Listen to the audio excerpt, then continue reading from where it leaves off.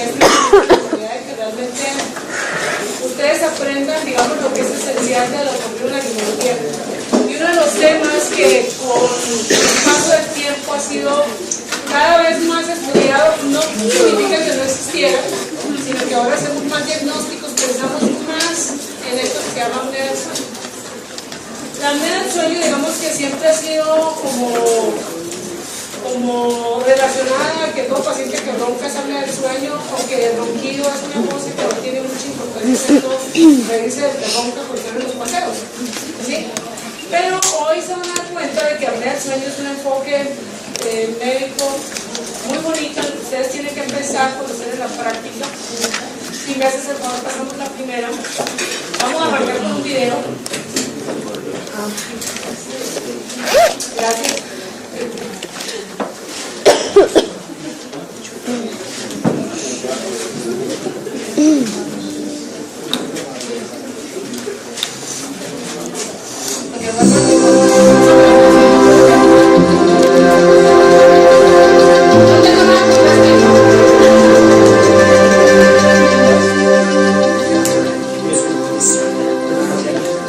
Necesitamos un sueño reparador. ¿Alguna vez pensó que pasábamos alrededor de un tercio de nuestra vida durmiendo?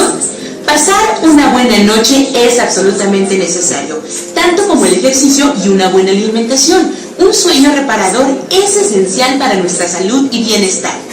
El síndrome de la apnea obstructiva del sueño, o AOS, es una afección muy común durante la cual las vías respiratorias sufren ciertos cambios.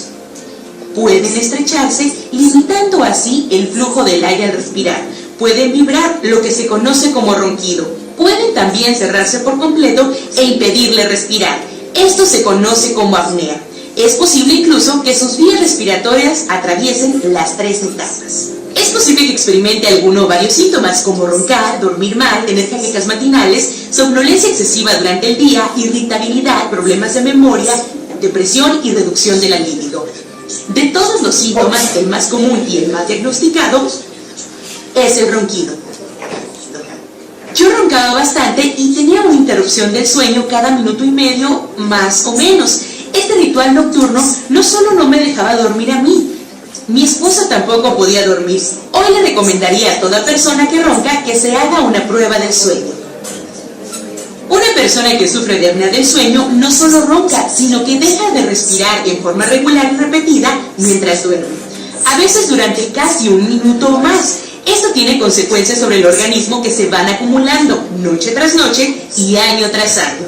Las investigaciones recientes muestran que el ronquido y la apnea del sueño están vinculadas a muchas afecciones graves.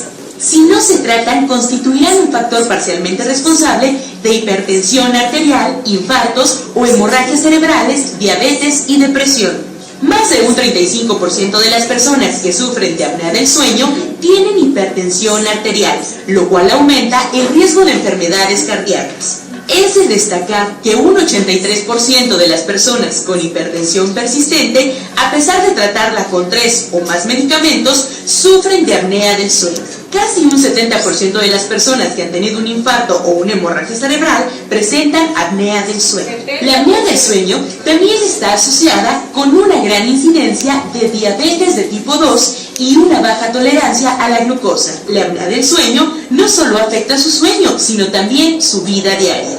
Estaba siempre cansada, este cansancio que no se puede controlar. También tenía que parar a menudo, dormir una siesta para poder seguir con mi jornada. Realmente tenía problemas para hacer mi trabajo. Si no se duerme lo suficiente durante la noche, uno puede quedarse dormido en cualquier momento y en cualquier lugar durante el día y se corre el riesgo de tener un accidente grave. De hecho, una persona con apnea del sueño tiene 7 veces más posibilidad de tener un accidente automovilístico. La buena noticia es que existe un tratamiento eficaz para la apnea del sueño, el tratamiento con presión positiva y continua. Eso vamos a hablar al final sobre esos aparatos. ¿Listo? Bueno, la idea es que era para que tuvieran como un panorama de lo que realmente, digamos, eso está hecho para pacientes, no está hecho para médicos. La idea es que ustedes ya con el conocimiento de lo que ocurre y de la información que los pacientes tienen, por supuesto que nosotros como médicos tenemos que tener más información que eso. ¿Por qué está ocurriendo? ¿Por qué nosotros en la actualidad vemos más pacientes con apnea del sueño? Porque les comento que la apnea del sueño anteriormente no se le daba la importancia que realmente tiene, porque no sabíamos todas las implicaciones que se tenían a medida que fueron surgiendo especialidades con la somnología. La somnología es una especialidad en trastornos del sueño, que no solamente es sobre el sueño, sino todos los trastornos relacionados con el descanso. Entonces se empezaron a estudiar y empezamos a ver que realmente muchos de los problemas que nosotros veíamos en la vida diaria tenían origen en una apnea del sueño, desde pacientes que veíamos nosotros con vértigo, pacientes con cefalea. Si uno ahora con el conocimiento después de que uno lee sobre apnea del sueño, tú diriges, a veces el paciente llega con vértigo, llega con síntomas como mareos, no tanto como vértigo, sino como mareo. Entonces uno empieza a averiguar en el paciente y la mayoría terminan con sospecha de una apnea del sueño. Más o menos un cuarto de la población ronca. No significa que todo paciente que ronque tiene apnea. Ahorita vamos a ver. Más o menos las edades son entre 40 y 70 años, sin embargo, por supuesto, también se presentan los niños. Las causas son diferentes, las vamos a ver al final. Por supuesto, en países como mi México querido, pues obviamente con esos índices de obesidad, entre mayor peso, mayor posibilidad de hacer bloqueo de la vía aérea y, por supuesto, apnea. Ya vimos todo lo demás. Además, imagínense, terrible para la pareja uno tener una persona que tenga concierto ahí nocturno toda la noche, terrible. ¿Sí? Entonces, por todos los motivos, se empezó a estudiar más y llegamos a esta conclusión. Es decir, existen 3 tipos básicos de pacientes que vamos nosotros a clasificar como trastornos a la hora de dormir. La roncopatía, es decir, el paciente que es únicamente roncador, es el porcentaje menor. La mayoría de los pacientes o son pacientes que tienen una hipersomnolencia diurna. Ese paciente es el estudiante de otorrino que después del almuerzo queda dormido a la hora de la clase. Es el paciente que sale, inmediatamente se sube en un bus y queda dormido. Son pacientes que ven con hipersomnolencia diurna, pero uno va a hacer un examen de sueño y no tiene ninguna apnea. Eso se clasifica como síndrome de resistencia del tracto aéreo superior. Y el otro tipo de pacientes es el paciente que tiene un síndrome de apnea obstructiva del sueño. ¿Sí? Ahorita vamos a ver qué características tiene. Roncar puede ser ocasional, puede ser persistente, puede ser continuo, ¿sí?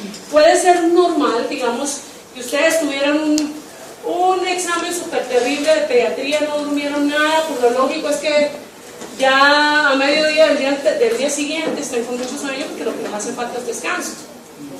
Puede ser que también ronques porque estás con un proceso gripal, los cornetes crecen, una rinitis aguda puede hacer que tú ronques, pero digamos que lo que nos interesa es el paciente que cotidianamente está roncando, ¿sí?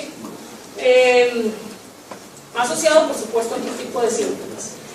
Ya vimos qué es exactamente lo que sucede con este paciente. Ya vieron en el video, es decir, lo que sucede es que al dormir, cuando uno se acuerda cuál es la etapa del sueño en la que hay una mayor relajación, hay un menor tono muscular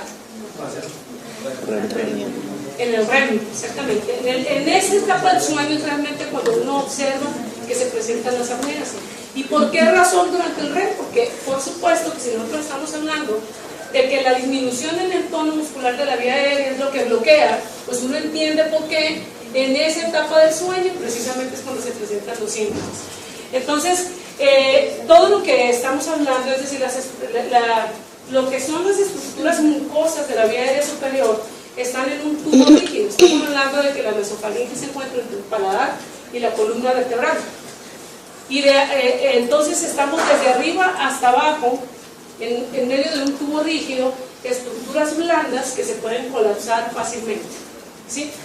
Si esto nosotros, es decir, en esto vamos a ir viendo que en esa unidad del sueño van a estar involucradas entonces todas las estructuras que conforman nariz, puede ser orofaringe, base lingual, ¿sí? Y en esa base lingual incluimos también lo que es laringe, ¿sí? ¿Listo? En general, digamos que eso es en lo macro.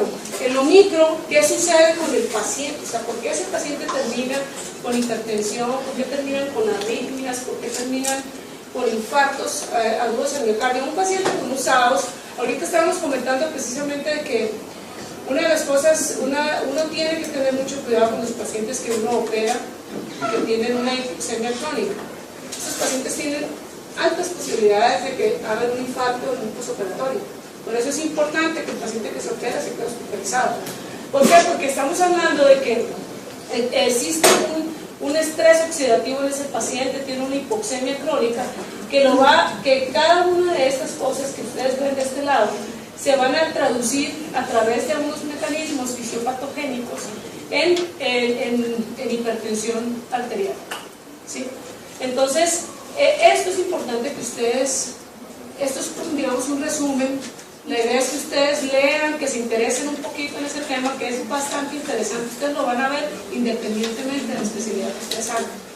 La apnea del sueño, a mí como otorrinolaringóloga me toca llegar y operar para que el paciente le entre mejor aire. Pero si eres internista te vas a topar con la apnea del sueño. Si eres pediatra también. Si eres neumólogo también. Si eres médico familiar también. Es decir, cada especialidad, existen muchas especialidades que van a acordarse de la clase del día de hoy. ¿Listo? Hazme por favor, pásame la que sigue. Entonces, ¿cuáles son propiamente las definiciones que ustedes van a encontrar cuando estén hablando de apnea del sueño? Una apnea se va a definir como un paciente que tiene una interrupción del flujo respiratorio por arriba del 90% y que dura más de 10 segundos. Esa es la definición estricta de una apnea del sueño, ¿sí? Una hipopnea es cuando ese flujo va entre el 30 al 89%. Es decir, no estamos hablando de que el flujo sea más alto del 90% como hablamos de una apnea. Ustedes van a encontrar también estos dos términos son muy importantes cuando ustedes lean sobre polisomnografía. Ustedes se van a encontrar con algo que dicen arousales. Esos son microdespertares. El paciente se despierta, pero realmente no está consciente de que está despierto. Eso se llama una aerosal, ¿sí? En esto, ¿ustedes cómo se van a dar cuenta de esto? Porque resulta que cuando están haciendo la polisomnografía, al paciente se le colocan unos electrodos que ven la electroencefalografía. Entonces, a través de eso se saca esta definición. Y en esta es cuando el paciente hace un esfuerzo, aumenta el esfuerzo respiratorio, ¿sí? Ese esfuerzo respiratorio lo va a tratar de sacar de esa apnea que tiene y también va a quedar registrado en esa polisomnografía. Digamos que de todo lo que van a ver, esto es lo más importante. Por supuesto, factores de riesgo en obesidad de ese grado, ¿sí? Imagínense que hay una causa muy, muy sencilla para explicar por qué los pacientes obesos, pues imagínense ese pobre diafragma peleando con esos kilos de grasa, ¿sí? Imagínense que uno de los sitios donde se acumula mucha grasa es en la papada. La papada, esa grasa que está alrededor del cuello, va a empujar la base lingual y va a hacer que el paciente tenga más posibilidades de colapso, ¿sí?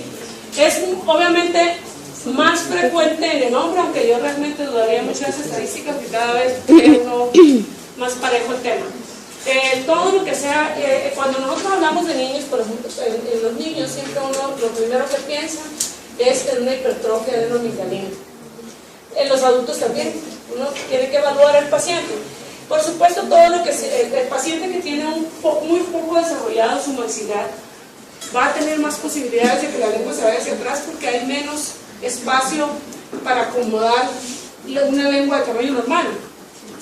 Por supuesto, el paciente que utiliza ciertos medicamentos también que deprimen el sistema nervioso central y deprimen el centro respiratorio, esos pacientes tienen más posibilidades de hacer también apneas, ¿sí? Y otras enfermedades también metabólicas. Estos pacientes por eso los ve el médico internista, porque si ustedes se ven, uno tiene que estudiarlos desde todos los puntos de vista. Cuando nosotros hablamos de los pobres pacientes de síndrome de Down, ¿cuántas patologías lo hemos visto? Todas. Casi todas, ¿verdad? Entonces, para que ustedes cuando vean a un paciente con un síndrome de Down se acuerden de todas las cosas que nosotros vimos durante la otorrinolaringología, es un paciente que uno tiene que estar pendiente, porque muchas veces se le está echando culpa a una cardiopatía con la que el paciente cursa normalmente, y resulta que el problema que tiene este paciente es una apnea. ¿Y eso cómo se corrige? A través de colocar un dispositivo que puede mejorar. Entonces, ¿qué quiere decir? Que a estos pacientes hay que estudiarlos muy bien. ¿Sí? Que tienen muchas razones por las cuales, acuérdense que el volumen lingual de los pacientes con síndrome de Down es mayor. Entonces, las posibilidades de que la lengua les obstruya la vía aérea son mayores. ¿Listo? Bueno, por supuesto, estas malformaciones craneofaciales, una desviación septal, unas amígdalas grandísimas, por sí mismas van a ser causantes de una obstrucción de la vía aérea. ¿Listo? Por supuesto, la obesidad. Acuérdense que una de las cosas que uno tiene que hacer es revisar muy bien al paciente para saber el riesgo que tienen y interrogarlo muy bien, ¿sí? Por supuesto que a mayor circunferencia abdominal y cervical, pues mayores posibilidades de que tenga una apnea del sueño. ¿Listo? Revisar la vía aérea nos va a permitir también, desde la exploración inicial, darnos una idea de a qué nivel está el paciente obstruyéndose. ¿Listo? Si quieres, de una vez veamos la del video. Esta maniobra de Müller es una maniobra, déjame ver si eso se va a hacer, creo que, no me acuerdo si en este video viene la maniobra, si no se la explico al final. Es una revisión de la vía aérea para que ustedes vean qué es lo que uno ve. Por ejemplo, miren, uno no solamente ve amígdalas grandes, una de las causas, uno de los sitios de obstrucción que no es tan infrecuente es ver la epiglotis dura. Este paciente está bajo sedación, los pacientes bajo sedación es lo más parecido a estar dormido, ¿no? Entonces, en estos pacientes uno ve cómo la epiglotis se pega a la pared posterior y el paciente realmente, el aire le entra más bien poco. Este tipo de pacientes, pues obviamente hay que hacerles cirugía multinivel para poder mejorarles esa vía aérea. ¿Listo? Entonces, en la maniobra de Müller lo que uno hace es tener, miren, las amígdalas, lo que están viendo aquí a los lados son las amígdalas faringeas. Esto es base lingual, esto es amígdala lingual, ¿sí? Entonces, uno revisa al paciente desde si hay presencia de desviaciones septales, cómo están los cornetes. Una fibronazo laringoscopia que hacen en este paciente se hace regularmente sin vasoconstrictor, porque una de las cosas que me interesa ver es si los culpables son los cornetes, ver si hay adenoides, ver si las amígdalas faríngeas se meten en el momento en el que uno respire. Una maniobra de Müller es una presión que hace el paciente con la nariz, la boca cerrada, con la nariz ocluida, y le pide al paciente que inspire, y uno ve cómo las paredes se hacen un cierre concéntrico. ¿Sí? Yo no me acuerdo si esa...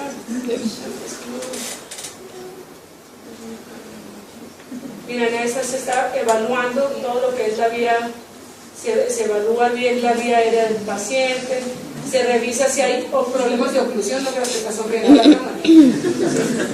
¿Sí? Se revisa muy bien las estructuras nasales, el tamaño del cornete, si hay colapso valvular, si hay malformaciones nasales que puedan ocasionar esta obstrucción. ¿Sí? Eso se hace rutinariamente en un paciente que tiene una apnea del sueño. ¿Sí? Uno evalúa el nasofaringe. Creo que ya puedes quitarlo.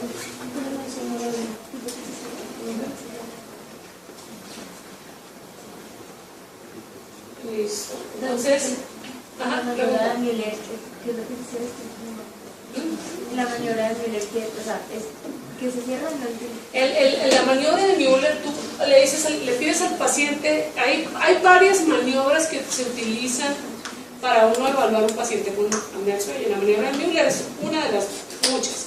Entonces, uno lo que hace es obstruir la entrada de aire por la nariz, el paciente cierra la boca y con ambas vías cerradas, tú le pides que inspire al paciente. Entonces, eso lo que hace es cerrar la vía aérea. Uno ve si hay colapso. Digamos que esa es una forma. Uno, el paciente que va a hacer ese examen, lo hace con el paciente sentado, luego uno lo acuesta, pero el estado ideal, cuando uno le queda una duda, es bajo sedación repetirles ese examen. porque bajo sedación son las condiciones reales del paciente que está dormido. Pero uno se da una muy buena idea con solamente una fibronazo dinámica. ¿Listo? La que sigue. Entonces, ¿a qué niveles, cómo se clasifica realmente esa vía aérea? Cuando hay obstrucción es decir, o de la orofaringe o a nivel del paladar, se considera tipo 1. Si son ambas es tipo 2, y si el problema es la base de la lengua, el epígrafe, se considera tipo 3. ¿Listo? Y resulta que hay otra cosa sencilla a la hora de evaluar al paciente. Nosotros queremos saber realmente, ese paciente que ronca tiene posibilidades realmente de estar haciendo una apnea. Ante todo quiero comentarles que siempre es importante uno creerle al paciente. Independientemente de que hay escalas como la escala de Epworth, que aquí te dan una gran idea de que el paciente, cuando una escala de Epworth da un puntaje mayor de 10, ese paciente con seguridad le va a salir mal la polisomnografía. Pero si tú tienes un paciente que tiene muchos síntomas sugestivos de la apnea y tiene un puntaje de 2, de todos modos pide una polisomnografía, porque nosotros con frecuencia vemos pacientes que tienen puntajes bajos en esta escala de Epworth y salen con apnea del sueño, porque los síntomas priman sobre lo que pueda decir una... Acuérdense, porque hablábamos también de lo que es el síndrome de tensión del tracto respiratorio, en el cual el paciente puede tener una gran escala de Epworth porque tiene hipersomnolencia diurna y no tener apnea. ¿Listo? Esos pacientes igual necesitan cirugía. Entonces uno le va preguntando al paciente. Entonces, si el paciente, en general la tabla que nosotros aplicamos en Colombia es una de la asociación neumológica, donde las respuestas no son en 0, 1, 2, 3, sino existe la posibilidad, o siempre se queda dormido, o existe una alta posibilidad. Entonces el paciente va respondiendo y automáticamente eso lo consiguen en Google. Tú le preguntas al paciente y él solito va sumando y al final te da el puntaje. Entonces el puntaje, si quieres hacerme el favor, se clasifica así. Es decir, esto es aplicable para los adultos. Para los niños realmente un porcentaje de 10 ya es altísimo, se considera una apnea severa. ¿Eso qué quiere decir? Que en un niño que tenga una escala de Epworth de 3, ese niño con seguridad va a tener una apnea del sueño, ¿sí? Es decir, la escala que se aplica para los niños, el porcentaje el porcentaje que se considera positivo es menor, ¿sí? Que es. Entonces, digo que se clasifican puntos, obviamente que a mayor puntaje, peor la severidad probablemente de esa apnea. ¿Listo? Entonces, ¿qué es lo que uno tiene que hacer con esos pacientes? Es decir, tú sospechas que el paciente tiene una apnea del sueño, tú le aplicas su apnea del sueño, lo revisas, le haces una buena revisión abdominal. Digamos que uno en la práctica, en el otorrino, como realmente yo no voy a andarle pidiendo a un paciente que va a oídos, nariz y garganta que se quite la camisa para hacer el diámetro abdominal.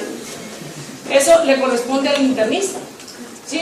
En la práctica ustedes en el otorrino no van a ver que uno anda midiendo cuellos ni nada de eso, excepto el que se dedique solamente a la apnea del sueño, ¿sí? En general, uno aplica la escala de Epworth y hace una buena revisión de la vía aérea. Lo que uno hace es hacer una sonografía. De acuerdo a eso, pues uno decide o no hacer una polisomnografía. Si esa escala de Epworth te sale muy alto el porcentaje, por supuesto el paciente hay que hacerle una polisomnografía. ¿Sí? Bueno, ¿qué es la polisomnografía? La polisomnografía es el examen por excelencia para hacer diagnóstico de una apnea del sueño. Si quieren darme el favor, ¿qué mide? Es decir, ustedes van a ver que al paciente se le ponen electrodos donde se va a ver cómo está si hay esfuerzo respiratorio. Cuando el paciente se le pone, al adulto se le mide la frecuencia cardíaca, se le hace una electroencefalograma y se colocan también electrodos en las piernas para ver si existe una cosa que se llama movimientos periódicos de piernas. Eso es, o síndrome de piernas inquietas, también se llama eso. Resulta que es muy común que ustedes escuchen, no, es que semejante tipo es supremamente horrible dormir con él porque me mueve toda la noche. Ese paciente consume energía toda la noche. así no tengo una apnea. ¿Sí? Es un paciente que está gastando energía en mover los músculos toda la noche. Ese paciente necesita un tratamiento, así no tengo una apnea. ¿Sí? Una persona que sufre de apnea del sueño no solo ronca, sino que deja de respirar en forma regular y repetida mientras duerme, a veces durante casi un minuto o más. Esto tiene consecuencias sobre el organismo que se van acumulando noche tras noche y año tras año. Las investigaciones recientes muestran que el ronquido y la apnea del sueño están vinculadas a muchas afecciones graves. Si no se tratan, constituirán un factor parcialmente responsable de hipertensión arterial, infartos o hemorragias cerebrales, diabetes y depresión. Más de un 35% de las personas que sufren de apnea del sueño tienen hipertensión arterial, lo cual aumenta el riesgo de enfermedades cardíacas. Es de destacar que un 83% de las personas con hipertensión persistente, a pesar de tratarla con 3 o más medicamentos, sufren de apnea del sueño. Ciertos cambios pueden estrecharse, limitando así el flujo del aire al respirar.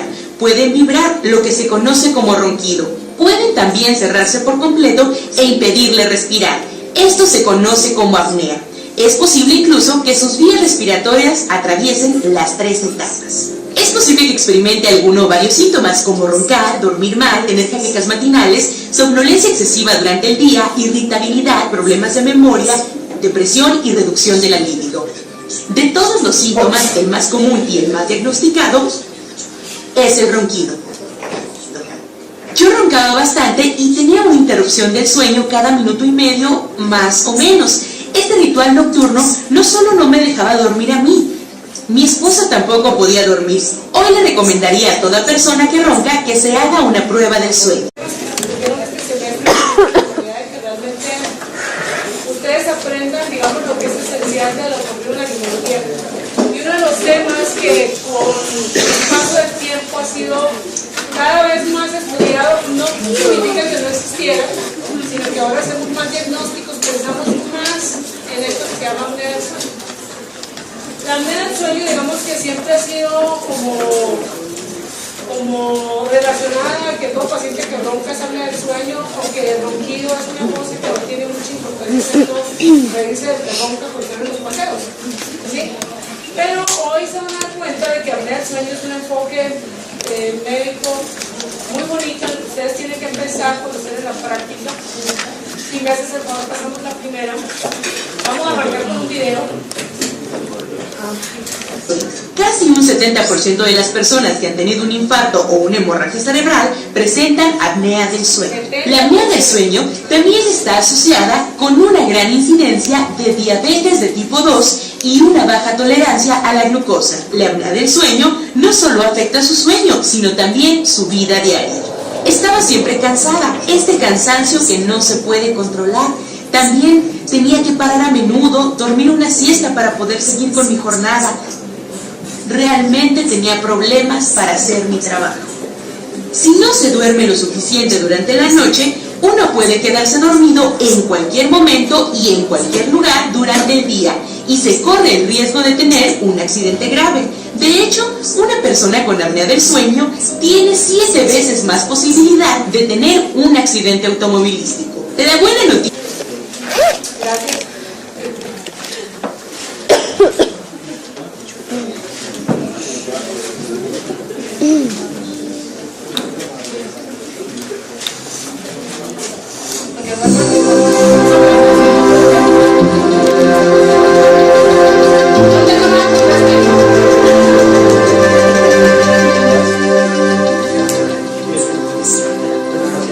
Todos necesitamos un sueño reparador. ¿Alguna vez pensó que pasábamos alrededor de un tercio de nuestra vida durmiendo?